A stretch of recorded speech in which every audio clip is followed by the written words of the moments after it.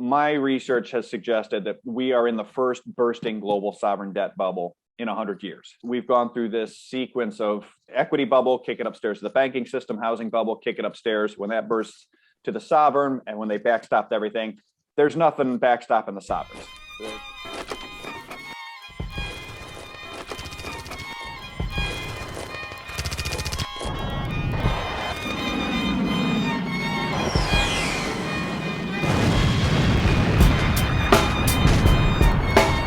Hi, welcome to Stand Easy. Today I'm speaking with Mr. Luke Gromen with FFTT. I came across Luke's work when I tried to figure out what the consequences were of long-term sovereign debt cycles. Luke Gromen has a really interesting perspective, and hearing what his research leads him to conclude is pretty sobering. We'll also be talking about Tobias Straumann's 1931 debt crisis and the rise of Hitler, and how Luke draws conclusions from that period and the debt crisis that happened there into today's world. The biggest thing that we're seeing right now is the interdisciplinary problem set of the security challenges we're facing. And I've come across your work, and I'm quite fascinated on your writings on looking at the US dollar system and the challenges presented with what's going on fiscally, debt-wise, et cetera. So I'm wondering, for now, could you sort of articulate the problem set that you're seeing and try and explain that battlefield to us? Sure. So the problem or the battlefield, to oversimplify, is that the U.S. and as a result of the U.S. fiscal situation in particular, the amount of debt and obligations we have racked up without cost because of the advantages of the reserve currency, it's put the U.S. government and Fed into a position where they're trying to ride two horses with one ass, and it is it's the classic Triffin's dilemma, which is they have a domestic audience that they need to satisfy political constraints to, and those political constraints have gotten very acute as a result of the entitlement obligations that are coming due for the baby boom generation in particular, but that more broadly as a result of any number of perhaps suboptimal policy decisions, whether they be economic or geopolitical, in terms of some of what we've done in the Middle East over the last 20 years, for example. So you've got the domestic political audience you're trying to satisfy, and at the same time, by virtue of being the global reserve, not just the global reserve currency, but post-1971, the U.S. Treasury bond being the primary global reserve asset, at least up until 2014, arguably, you also have a competing constituency, which is the world. The world, you need to manage the dollar and for the world to supply world trade and the global economy. And you also need to, if in particular where this is really coming to a head, is you need to offer a trade settlement, a primary global reserve asset, a trade settlement asset that preserves the real purchasing power of creditors over time, or else that system starts to break down. And so for much of the early 80s, even into the 90s, the real value of treasury bonds was able to be kept whole. And so really when you look at things and the way we've looked at it is, and I should back up and say, it's this fundamental disagreement, right, between managing the domestic political constituency of Americans want their entitlements, and they want their spending, and they want their debt, they want all those things, with the competing interest of foreign creditors who want to be kept whole on a real basis on the purchasing power of their dollars, of their treasury holdings as reserve asset under the post-71 system. And so for a period of time in the 80s, 90s, even into the very early part of the 2000s, the U.S. was able to balance these two competing interests fairly effectively. Started off with Paul Volcker being willing to basically destroy the U.S. economy, put it into a severe recession by raising interest rates to 15% to defend the dollar, to defend the treasury market.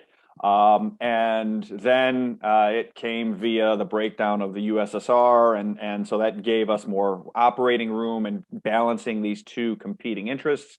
But with the rise of China in particular, certain geopolitical, certain geological realities as it relates to rising costs of finding incremental oil and energy supplies, the competing interests to this system are breaking down. And so increasingly, as a result of the debt, as a result of the entitlements going cash flow negative due to the aging of America, the aging of other Western sovereigns, it's getting harder and harder for the Fed, for the U.S. government to both keep its domestic political audience whole on a real basis and keep its foreign creditor constituency whole on a real basis. And they've been trying to balance these two out. It gets harder and harder with every dollar. The debt goes higher and higher. And so that's sort of where we are. Then there's some other things we can dive into in terms of how certain adversaries like China in particular use this fundamental inconsistency to their advantage at times, et cetera. But that's ultimately the dilemma that the Fed and the U.S. face in the fiscal and financial world as it relates to a national security imperative. Okay. Now, listening to you and others, it seems as though we're at a period that's outside the textbooks. Anything to do with traditional monetary policy or fiscal policy is out the window.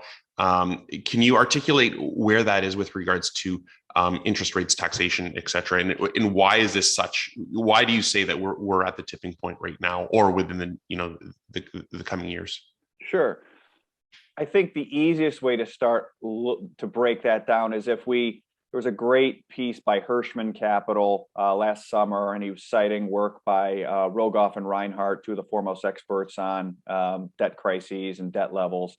And what Hirschman's work showed was that over the last 220 years, there have been 52 nations that have gotten debt to GDP to 130%. And of those 52 nations, which is where the United States is post-COVID, and I focus a lot on the U.S. because we're the center of the system. So the center of the system is at 130%. That has happened 52 other times in the last 220 years. So it doesn't happen all that often, but it happens more than you'd think.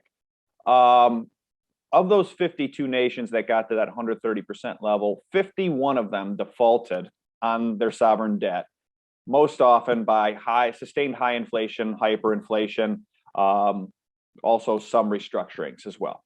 And so the one nation that has not, at least yet, has been Japan. And so what's interesting is, okay, we're here post-COVID, and 98% of the time that this has happened, you've had high inflation or hyperinflation. And yet most participants in US and Western capital markets go to the 2% example. How often have you heard the US is Japan? We're just Japan. We're just Japan. Even though our fiscal situation, our net international investment position situation, our defense situation, our trade position are diametrically opposite of Japan.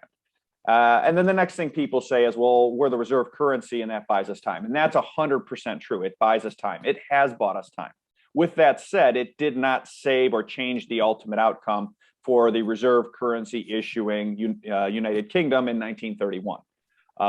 And so it buys us time, but it doesn't change the outcome. And so why I think it's important now, why I think it's driving it now, is both the reality of where we are in a debt position, where we are on a fiscal position in terms of we're running World War II wartime deficits in peacetime, addressing the COVID situation, with the bet basically being on the come that post-COVID, we will get a productivity boom. We will be able to lower this spending back to normalized ranges and basically inflate away the debt or get a productivity boom that works the debt down over time.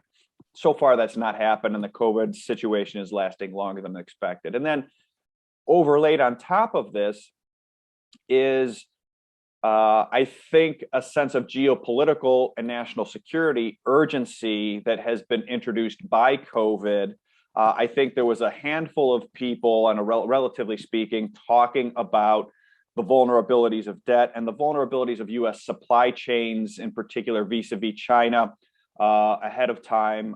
Famously, Admiral Michael Mullen, former Joint Chiefs of Staff in the U.S. in 2011, said, "We're borrowing money to build weapons.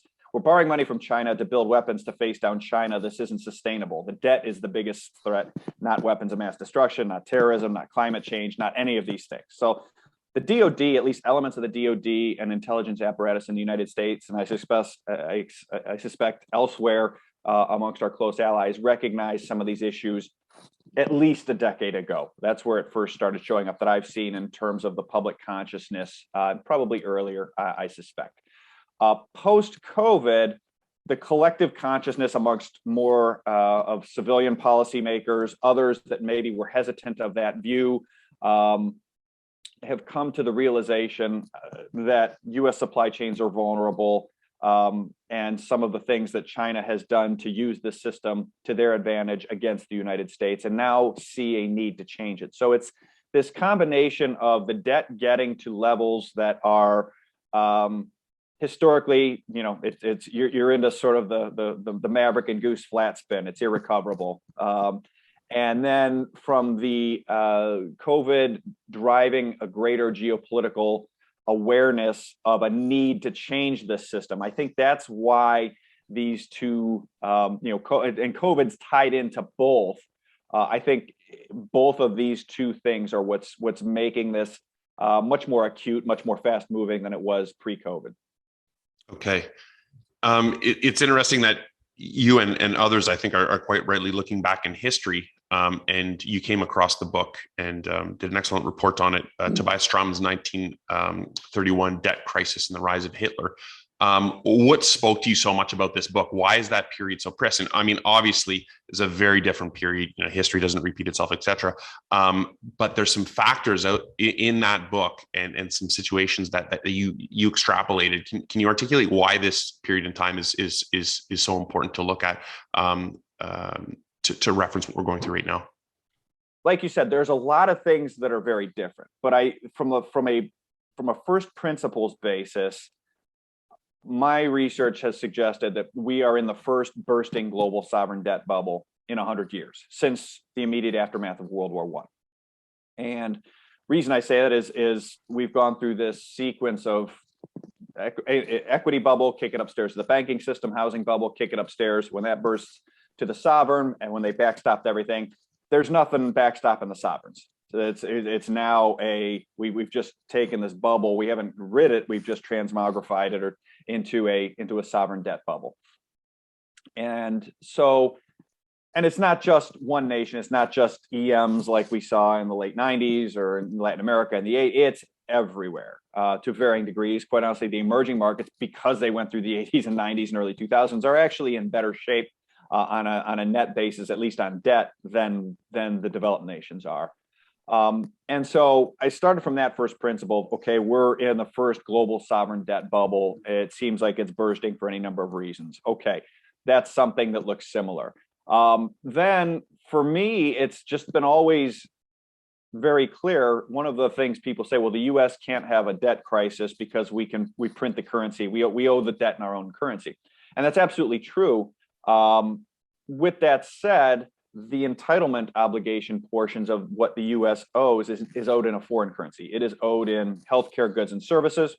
It is owed, for example, Social Security has a cost of living adjustment, which last week they came out and said it might be a 6% cost of living adjustment for 2022. And so it's not like the U.S. government has 6% more money sitting in a vault somewhere. They're just going to hand that out. That money's going to get printed, right? So you're on the entitlement side, particularly on the Medicare, Medicaid, you actually do owe those obligations in a foreign currency. Now, we can make a lot of those goods, but that's inflationary. And so if we look at things for what they are, then those entitlement obligations in a quote unquote foreign currency start to look like the German war reparations, impossibly large as a percent of GDP, owed in a foreign currency that they can't print. And you have to sort of either reform them or chase them higher inflationarily over time.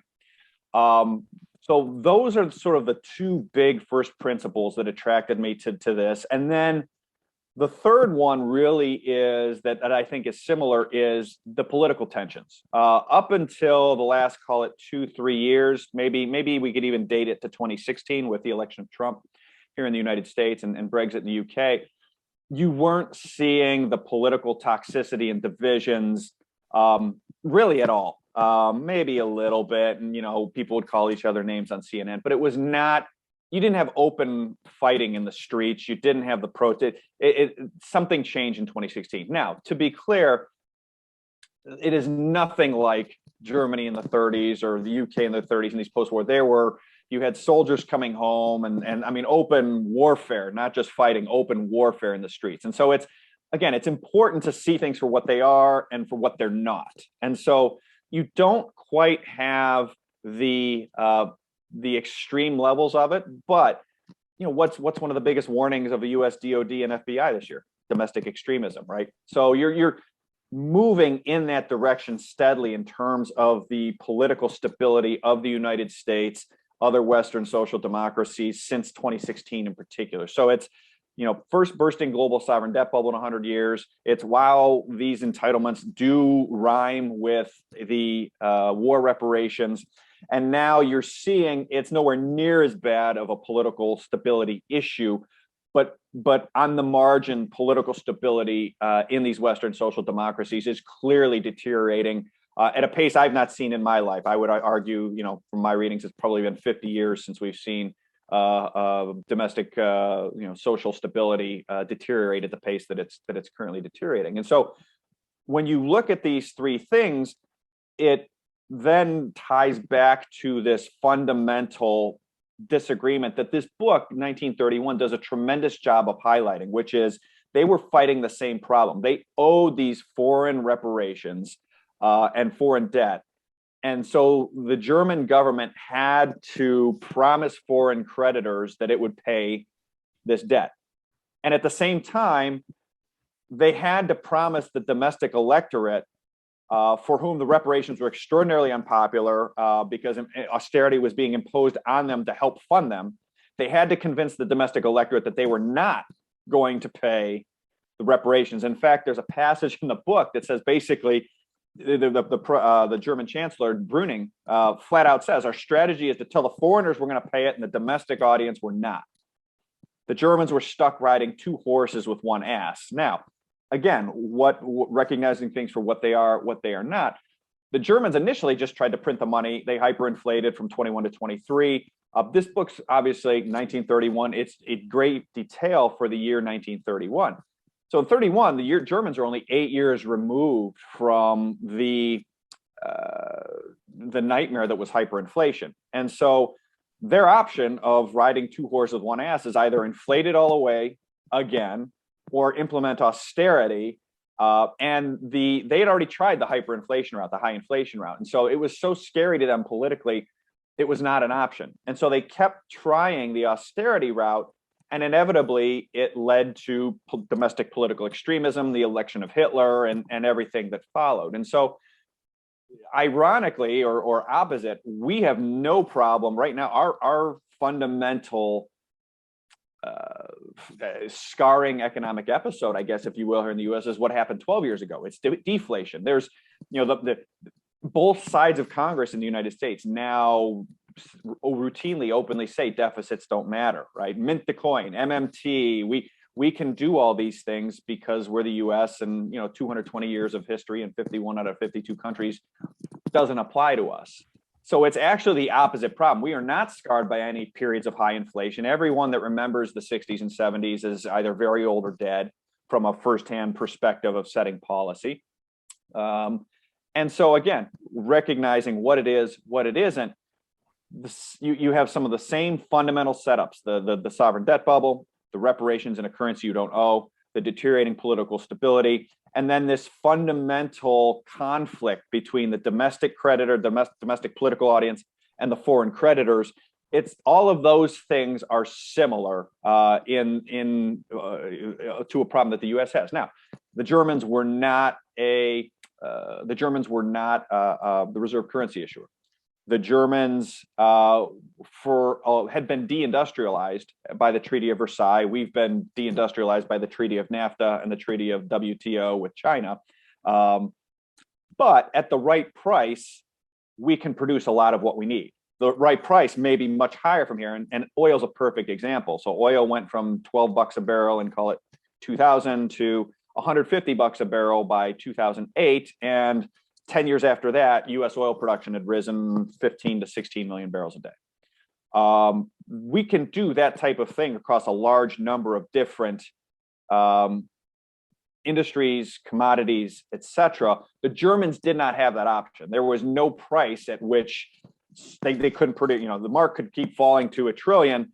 They're not going to produce more of stuff they don't have in the ground. They don't have factories for, etc. So that's very different too. And that's important because I think that takes, when you start talking about Germany in the 20s and 30s, people immediately say, oh, we're not going to hyperinflate. I agree. We're not going to hyperinflate. I don't think Weimar hyperinflation is a realistic or a base case or even that big a tail risk. But the levels of, oil had to rise 10x for us to get those 16 million barrels a day, right? And that fundamentally is sort of the issue of, okay, is that hyperinflation? Is that not? In the end, I don't care. I just don't want to own bonds through it. And that gets back to this fundamental dynamic of, do we want to preserve the external value of the dollar and treasuries, or do we want to hurt the domestic political audience, or do we want to hurt the foreign international trade value of the dollar and treasuries to satisfy the domestic political and economic audience? And that's these two fundamental competing interests in the United States that are very similar to what Germany was seeing in the 30s. So it's really interesting to read the book in real time, because in the end, humans are always the same, right? That's not, we're smarter than the Germans. Humans are humans. It's fear, it's greed, and and so when you have the opportunity to read in real time the political pressures and how the politicians responded to them, and the international pressures and help and aid, and how that whole situation devolved, I think it's instructional in terms of expecting how our politicians might react, how China might react, how Europe might react, etc. So I think it was a very good, like I said, I read it in probably an afternoon. It's probably 230, 240 pages, and I just whipped right through it because it's so good. It's really good. Yeah, I'm wondering, with regards to Germany at that time, through the hyperinflation, it was interesting to see that some people made off quite well. There were those that made off very, very well. And looking around right now, tell me where I'm going wrong. The stopgap seems to be the dollar. We will open the spigots and direct QE, special purpose vehicles, purchase assets, but that exacerbates the wealth inequality, and we're seeing that to levels we've never seen before. But with that, if you're going to let the dollar flow, the volatility is going to express itself elsewhere, and you're seeing that in domestic political instability, both in the U.S. But then with a world awash in U.S. dollars, does this type of instability through the inflation and through disenchantment with stagnant wages, can you see this getting pushed out as well as we continue to press out the massive amounts of USD?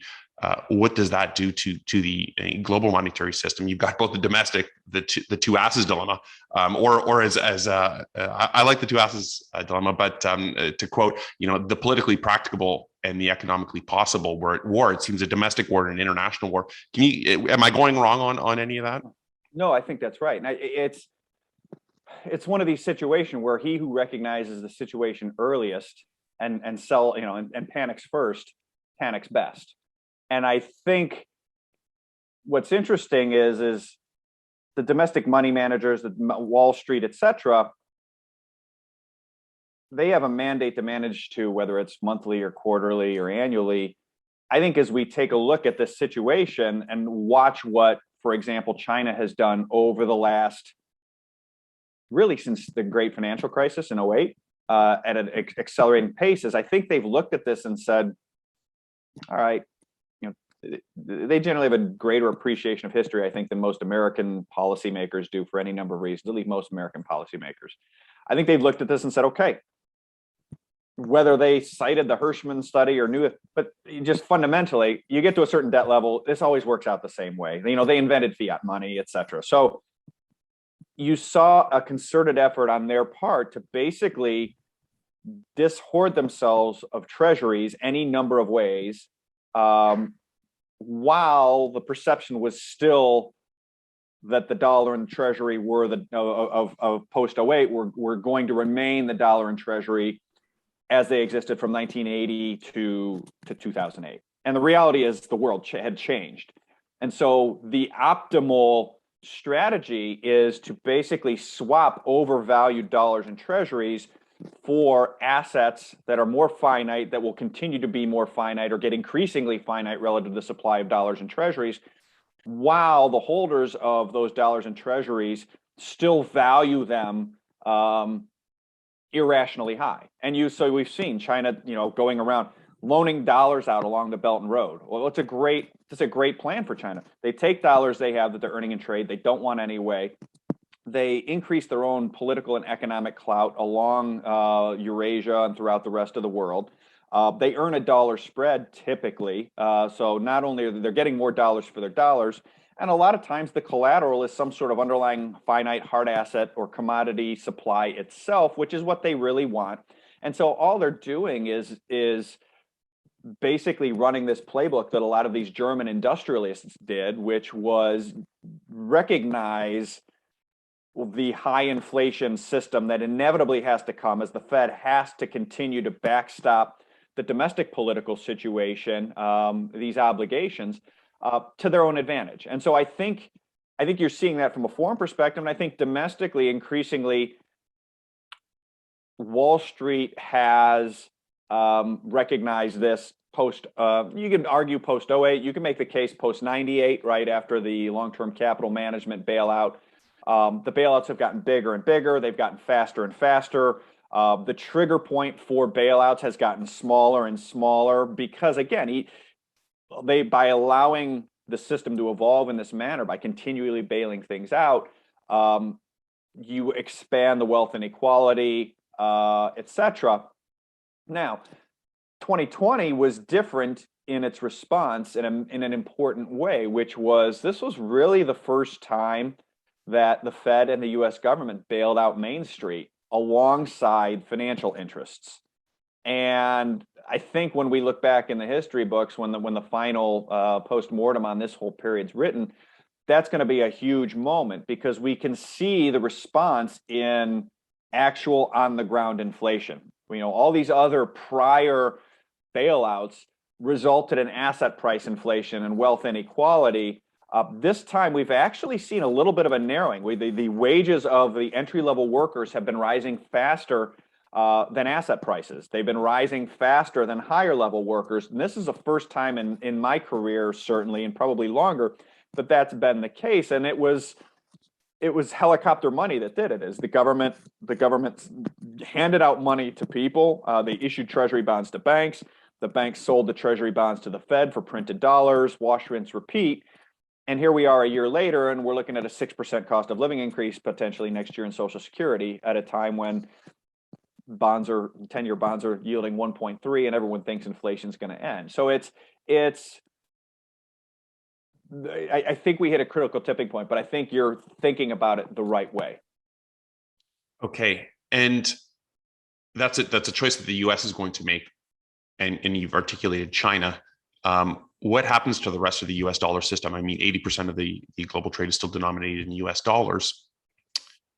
There's been some concern about the digital renminbi, and also it looks like Europe's still trying to play a third matador in the ring. How does this play out? So the challenge in this, the game theory in this is, as the dollar system is structured, or at least was structured, I would argue we're well into a transformation of it. But dollar's reserve currency, one of the key enforcement mechanisms of this was the monopoly of the dollar in the pricing of oil and other commodities around the world. And I think post 2008, China recognized, I think up until 2008, I think that was another huge moment, because I think up until 2008, particularly, 2008 was only 25, 26 years past Paul Volcker being willing to take the United States into a severe recession, take interest rates to 15%, to defend the dollar, to defend the real value of treasury bonds, to defend the dollar in the interest of foreigners to the detriment of the domestic U.S. economy. And so I think from the period 1980, I think 1980 was an awakening of, oh my gosh, the Americans will actually defend the dollar and treasury market, 80 through 82 with what Volcker did. I think 82 through 08 was the period of time where people may have liked or disliked the dollar system, but it worked. It worked for the benefit of all. It functioned. And I think there was a consensus in the rest of the world, even amongst our adversaries, that when push came to shove, the Americans would again defend the dollar and dollar system to the detriment of the domestic U.S. political audience. And in 08, that was proven wrong. The Americans, after, when everyone else was in the same situation we were in 08, whether that was Russia or Argentina, Latin America, Southeast Asia, South Korea, going back 30 years, the IMF came in, broke up the banks, put the economy into austerity, broke up the monopolies, replaced governments, and restarted the whole system. And we came in and said, no, we're not going to do that. We're just going to print the money. And so I think in 2008, that was our prerogative as the dollar reserve issuer. However, every decision has a cost. Every action has a reaction. The reaction from China and from Europe was, oh my God, our assumption of the last 26 years is wrong. They're going to print the money. When they print the money for the $100 trillion they owe their baby boomers, the price of oil, because oil is only priced in dollars, is going to go nuts. And when the price of oil goes nuts, we're going to run out of dollars. And when we run out of dollars, our economy, our currency is going to collapse, and our economy is going to collapse, and we're going to be in a very bad political situation. And so we need to change this system. We need to gain the ability to print our own currency for oil. And so, when you talk to Kyle Bass, something he is on record trying to weaponize has been, hey, China buys more and more oil, and it's all priced in dollars, and sooner or later they're going to run out of dollars.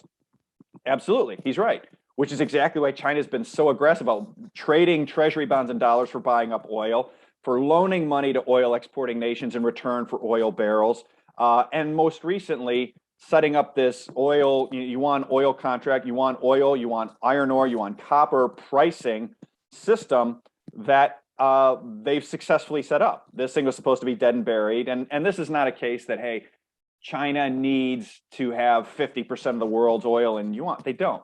They just need to have 5 to 10%, because if you price, it's a commodity. And in commodities, the marginal ton price is the whole. We saw that last April when oil went to negative $37 per barrel. There was no home for the marginal barrel of oil, and someone had to pay someone to take it off their hands. Same thing here. If China can have the marginal barrel of oil priced in yuan, then that gives China another lever. It takes away the oil volumes up, which they have to grow their economy, oil price up because oil is getting more expensive to find. Then they're going to run out of dollars. But now, if they have the ability also to price a marginal barrel in yuan, they have some control. It's no longer only in the Americans' hands as we inflate the bill away. Same thing with Europe. I think a lot of what we've seen Europe trying to do has been, buying oil in euros from those willing to sell it. The Iranians, the Venezuelans, the Russians. And so I think there's been these moves afoot by foreigners to get away from this, and that then reverberates. So it's not like we're the only one with a problem. It's the game theory of, as China said, oh God, we got to get away from this. Europe said, oh God, we got to get away from this post 08. The US now has ultimately the same problem of, now we have to finance all of this ourselves because of the choice we made in 08, which was a signal that we're going to be profligate. We're not going to take care of the dollar system anymore. And that's sort of where we find ourselves today. I'm wondering if everyone's looking outside and saying, this is the largest expenditure we've ever had in peacetime. I'm wondering if maybe we're not in peacetime, and this is actually a very serious and very intense capital war, currency war, trade war going on as we speak. It may not be waged right now by personnel in uniforms in the traditional manner, but to be pricing commodities and looking at energy systems like this, there must be a lot of meetings and closed doors in various capitals right now. How do you see this playing out? Do you still look at oil as the number one articulation of how the global currency and commodity system is set up, or should we be looking at other commodities as well? How do you look at that dynamic? So I think energy is still the master commodity, and so I think that's still very important. And I think that what I think it used to be, I think that drove network effects that supported the expansion of the Eurodollar system, which then basically has created. I think that's the real enforcement lever now in terms of access to dollars. Right, you've got all this offshore dollar lending and borrowing, but only the Fed and the U.S. can make those dollars, the base money dollars, to satisfy those loans. And so that's been sort of the weapon that we've used that I think was a derivative of what happened with oil and the network effects around that as a result of the petrodollar system. I agree with you that you're effectively in sort of a war, right? Because ultimately, what's war? Wars are fights over resources. We are fighting over a resource. When you talk about how it plays out, the challenge is we've now hit a tipping point. I think we hit the tipping point long ago that basically this system required us to hollow out our manufacturing base, our production base, and we produced the dollars, and everybody else produced everything else. And we always had the ability to use that dollar system to rein in up and comers, right? So Japan's a perfect example. Japan was sort of the China for a long time. We hear that a lot. Well, yeah, Japan did this too. Well, Japan has how many U.S. military personnel in it, right? We've effectively occupied Japan militarily in some fashion. It's a very a friend of mine in the military calls it. It's a non-sinkable, very big aircraft carrier in a very sensitive part of the world, I think, as he phrased it to me. And they've been our allies for a long time. More importantly, so they've been our allies. U.S. military's there. We provide defense for them. And have for a long time. None of these things are true of China. So it's a bit different this time in terms of how we've allowed this system to evolve. In that the Chinese are using this system against us. We're not, because of capital controls, because of it's not a free trading currency. They have. And their willingness to defer consumption, right? It goes back to sort of the two marshmallow. They've been a two marshmallow society. We will produce and defer consumption to basically keep our currency undervalued, to achieve a longer term political goal that I think we for a long time thought was benevolent, and I think we're now learning maybe is not as benevolent in terms of some of the outcomes or potential outcomes out there. So I agree with your view that it is a war, conflict. There's definitely these tensions. I think afoot. I mean, how does it play out? There's a number of different ways it can play out, right? So you've got as you look at it from the U.S. side. And then we'll red team China. If you look from the U.S. side, you've either got to have a massive boom in productivity, something revolutionary, almost like nuclear fusion, to get us out of the debt problem. And if that happened, basically like a Manhattan Project, if that were to happen, that would be game changing. That would mean we could have real productivity gains, work the debt down that way with a modicum of inflation. The U.S. could also have a compressed period of very high rates of inflation to get the debt down. There's some other morbid ways of sort of putting the U.S. back on a solid fiscal footing, such as finding a way to the U.S. baby boom generation has $35 trillion in wealth. They have a low marginal propensity to consume. Their kids are in the peak spending years. If you were and if you look at where the U.S. owes its money, it owes it to the baby boomers. So if you could find a way to reform U.S. entitlement so that we don't have to pay the baby boomers, and their money flows to their kids, who then spend it, you're going to find the U.S. fiscal position in remarkably good shape. And I don't necessarily want to get into the potential ways you could get there, but just mathematically, that's another solution for the U.S. If you read Team China, China has issues with energy, food security, water, and they are on the clock because they've got to get, as some people have said, they've got to get rich and self-sufficient before they get old. And self-sufficient, I think, is about creating supply lines and the ability to defend those supply chains as they bring those goods back. And I think a lot of what we're watching China do has been that, which is buying up finite assets like we talked about before, but then investing in asymmetric warfare capabilities that, to my tourist non-military eyes, look very much designed to basically make conflict with the U.S. and the U.S. Navy in particular very asymmetric, where they can spend very little money and do a whole lot of very expensive damage. Because then, if it escalates to a nuclear, basically that's the cap on how hot things can get. If it gets to nuclear, then, to me, it becomes sort of you're back to the mutually assured destruction discussions of the Cold War. And so I think that's sort of the cap on it. So it looks like they've been trying to develop these capabilities, but they have to do so rapidly. Europeans have some of the same growth issues. They have the same natural resource endowment issues as it relates to energy issues. They have a lack of a military if we're not providing it for them in terms of the defense. Now, at the same time, we've also sort of been arsonist and firefighter at the same time for them, as some of their biggest security issues have been due to our missteps in the Middle East, which end up as refugee problems on their shores. You can make the case that they and Russia are becoming tighter. That's the devil you know versus the devil you don't know. They need the energy. To me, Russia, I always find interesting, the Russian threat is trumpeted on one hand as being great, and so our military needs to be there. At the same time, the same people that tell you the Russians are a big threat militarily will also tell you that their demographic problem is so severe that they're going to cease to be a nation in 10 years, potentially. And so they can either be a threat of invasion, or they can have an acute demographic problem, but they probably can't do both.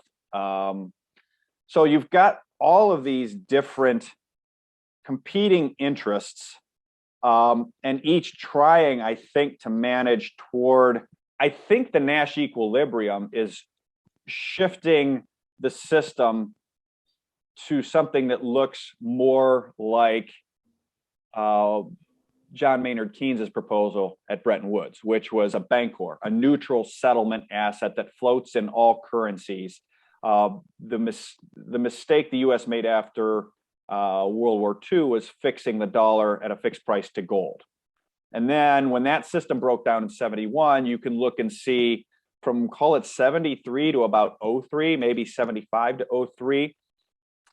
Remember, I talked about the real value of treasuries being consistent. If you just say a treasury bond's $1,000 and divide it by the price of oil over that time, you end up with the reality that oil was very consistently between $15 and $25 per barrel for the majority of the time from 1975 until about 2003, 2004, right? That's a very long period of time. And so if we say that oil stayed in that range for that period of time, and the Fed, oh, by the way, when oil got to 30, the Fed raised rates. And when oil got to 12, the Fed was cutting rates. Basically, the dollar went from being pegged to gold to being pseudo-pegged to oil for 30 years. And then the rise of China and peak cheap oil, geological realities made that system break down, and call it circa 2005. So we need a new system. And I think the Nash equilibrium, when you think about what the U.S. wants and needs, which is basically to change the dollar system back so we're no longer just in charge of giving out dollars for China to buy up everything. And what the Chinese need, which is the ability to buy oil in their own currency, because otherwise they're going to blow up. But they don't want to be the dollar. They don't want to run deficits and settle those deficits in Chinese government bonds, because they look out 30 years and see that will be us. We don't want to be the Americans. And they would have to hollow out their manufacturing base today, which they also don't want to do. Likewise, the Europeans need to buy, for the same reasons as the Chinese, oil in their own currency. And like the Chinese, culturally, the Germans do not want to hollow out their manufacturing base, which they would have to do if they settle euro-denominated oil and gas and commodities in European government bonds. So I think the Nash equilibrium is moving the system back to a neutral reserve asset that floats in all currencies, but that is fixed to energy. So the mistake was fixing fiat to gold. So we fixed that mistake by fixing fiat, fixing the dollar to oil. The solution is fixing, and I'm going to use gold here as the neutral settlement asset, fix gold to a quantity of oil. And so say, now you're going to have to make it the gold or Bitcoin if you want something. You're going to need to make that reserve asset much bigger to serve that role. So for example, I think the Nash equilibrium, the solution, I think where this is all moving, if you watch some pieces on the board, is we come in one day and Saudi and Russia agree that oil is now 500 barrels, they will now accept gold for oil at 500 barrels per ounce. That's the new settlement mechanism. And so then every region has a choice. It can say, we want cheap oil, and so we're going to have cheap gold. And we're going to have a strong currency relative to gold, because all the other gold's floating in all currencies. So all the currencies are going to move around this gold axis. So if you want cheap oil, you want to be a consumer, you're going to have a strong currency relative to gold. Gold's going to be cheap in your currency. If you want expensive oil, then you are going to have expensive gold. Your currency is going to fall relative to gold, relative to oil. And then any deficits around energy are going to be resolved in gold, in Bitcoin, however you want to do that.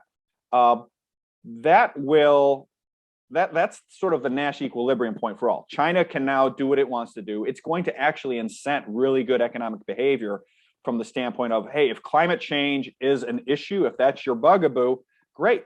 Jack the price of gold up, jack the price of oil up.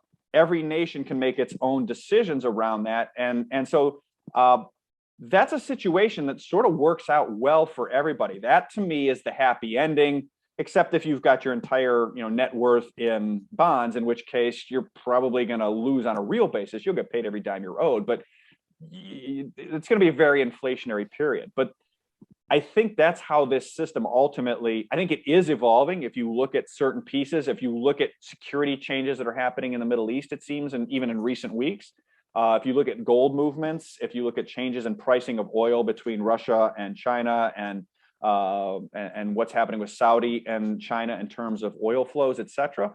But that's, I've gone on for a long time there. I apologize, but I think it's important to look at the motivations of each partner, or each partner / adversary, and try to see what's the Nash equilibrium, what satisfies the most among most of the people. No, I think that was a great explanation of a return to multipolarity, and we haven't seen that for a while. And it went from U.S. global hegemony dictating everything, and now we're seeing the complexity play out. And I think you explained that really well. Is there anything else that you think we missed in this discussion that national security experts should be paying attention to with regards to fiscal monetary policy? I think you did a great job articulating the broad brush, but I just don't want to miss anything now that I've got you on the line. Yeah, I think understanding, really highlighting that, I think getting financial professionals, getting the discussion amongst policymakers at a senior level in the US to the point that I think China's been at for a long time, which is, this is irrecoverable on a real basis. There's the odds that we're getting out of this are, they were very low going into COVID. They're nearly impossible post-COVID.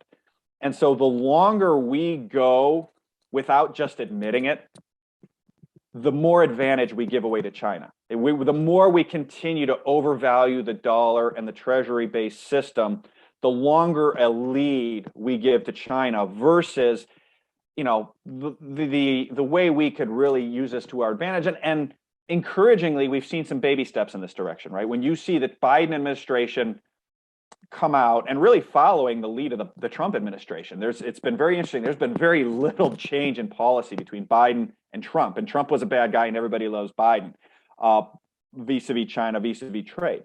But when you see Biden come out and say, we're going to invest $50 billion into the semiconductor industry to build fabs in the United States, that's a great step. I mean, we might as well, instead of denying that we're in this situation, let's use it to our advantage and just say, all right, we have it, let's use it.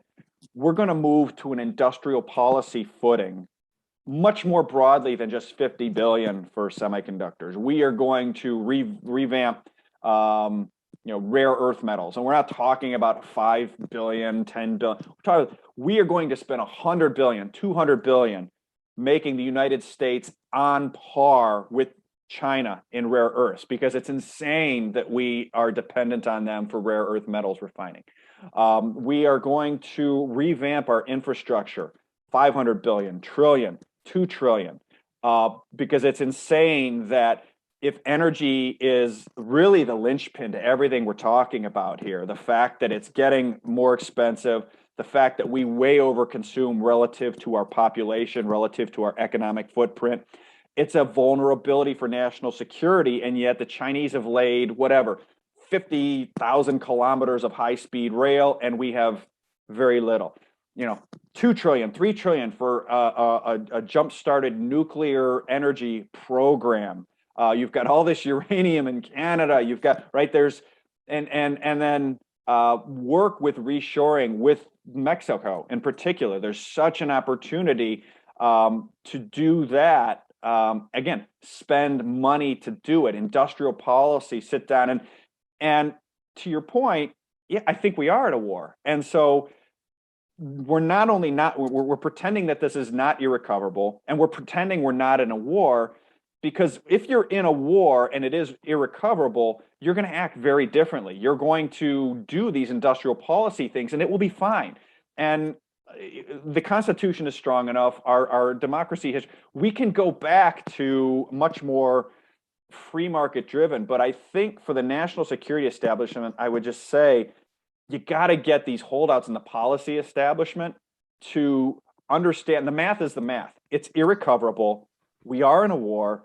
Let's do these things. Stop being so the adherence to this dogma of sort of the Rubin, Clinton free market 82 to that to 08. That world's over, and our adversary has known it's been over for 12 years. We've given them a 12-year head start. How many more years do we need to give them a head start? Let's actually start admitting, the first step to recovering from a problem is admitting you have it. No, that's a really great point. You're always great for book recommendations. Is there a new one that you have on the list that you think would be useful? I started reading a book called The Long Game. It's China's Plans for Hegemony or something like that, and it's by Rush Doshi, but he's got a long-standing policy sort of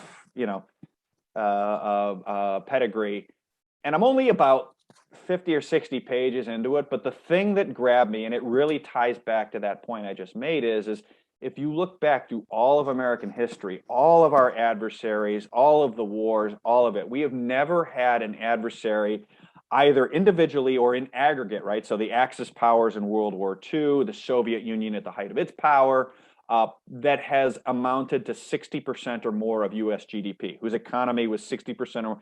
And China's been there since 2014. We've never seen this before. And so that suggests a sense of urgency that I think has picked up speed since COVID, but it's still not nearly where it needs to be. So that's one I've been reading. Okay, great. Thank you for that. And if people want to find you or follow you, what's the best place? The best place is at our website, FFTT-LLC.com. We've got information about different product offerings there. And also I've got a live or an active feed on Twitter at Luke Gromen, LUKEGROMEN. Okay, Mr. Gromen, that was fantastic. Thank you so much.